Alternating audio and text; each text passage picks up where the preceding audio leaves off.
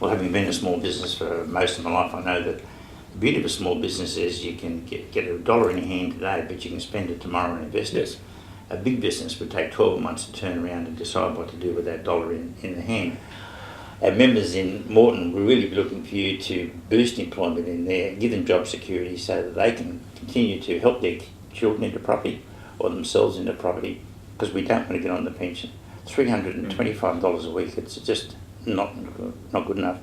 And your treasurer, by the way, believes that the average property investor has 2 or 3 properties and that's it. But I can assure you and him that they need 7 properties to avoid the pension. Anything less than that, and they're going to be thrown back on a part pension and have the horrors of sudden surprise big outlays for carpets and curtains and new kitchens and stuff.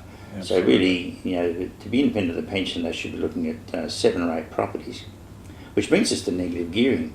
Mm-hmm. Because our concern is, and the concern from our members in Moreton is with the change that Labor want, they're going to get 600,000 property investors each year, but say no, you've only got to invest in the 60,000 new dwellings that are produced every year for property investors. How are we going to get 600,000 buyers into a 60,000 market without skyrocketing prices? I'm concerned. Well, and you should be concerned, and everyone out there should be concerned, because this isn't just about new properties either. This will affect every property, and this won't just affect investors. This will affect every mum and dad out there that owns a property or aspires to own a property. Because if you change that negative gearing, that will affect investors, that will affect rentals, that will affect property values. It won't just be certain property values, it won't just be certain investors. I mean, Labor think that this is only targeted at those with 8 to 10 properties plus. It's not. It's everyone that owns a property, whether it's your own dwelling or an investment property. This will affect all values. And anyone that owns a property today will have a decreased value tomorrow. The questions we got back from our members in Moreton was that to get their sons or daughters into their first home and get the first home by a benefit of $15,000, there's got to be a new property.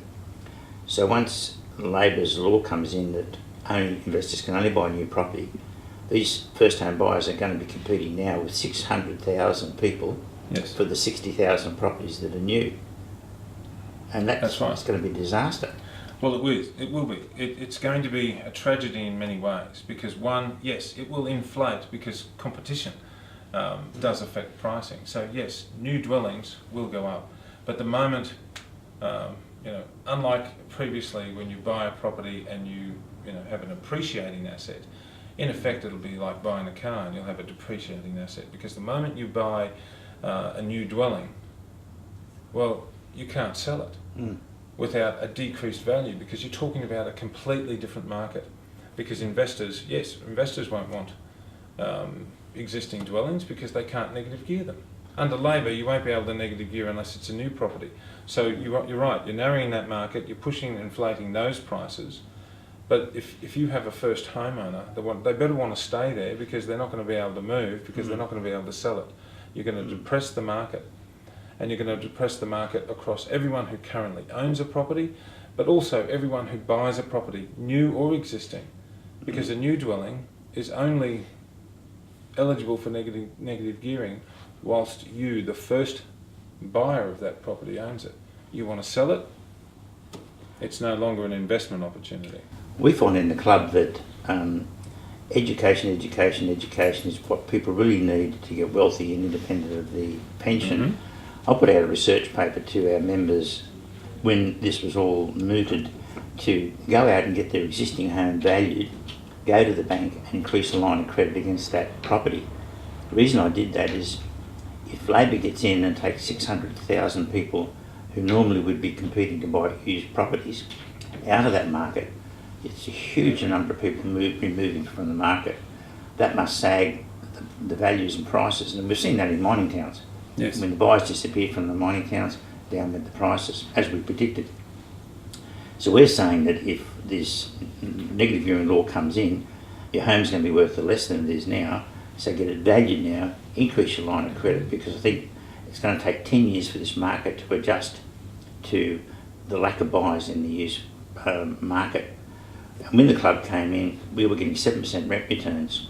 Now, according to the Australian Bureau of Statistics, because there's so many investors in the market now, which is good for tenants because the rents have come down, and now according to the ABS, it's 4.2% rent return.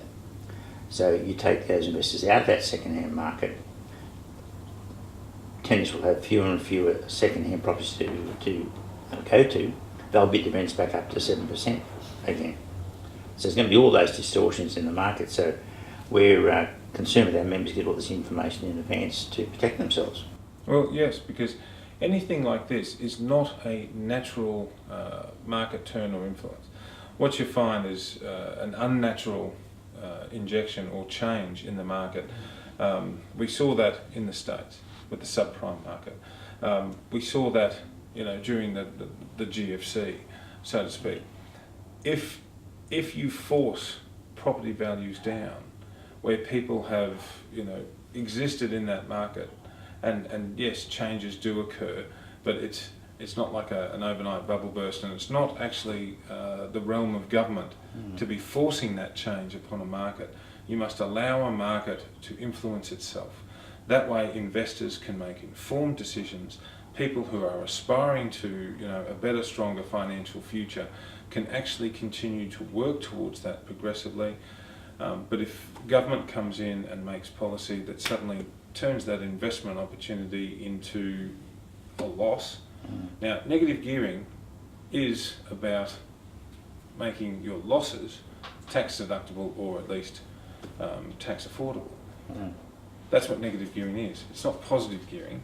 So you're already making a loss, but you have a tax break to incentivise so that you can then gain in terms of your capital gains and your ultimate return, both short term, mid and long term, because property, is that solid investment.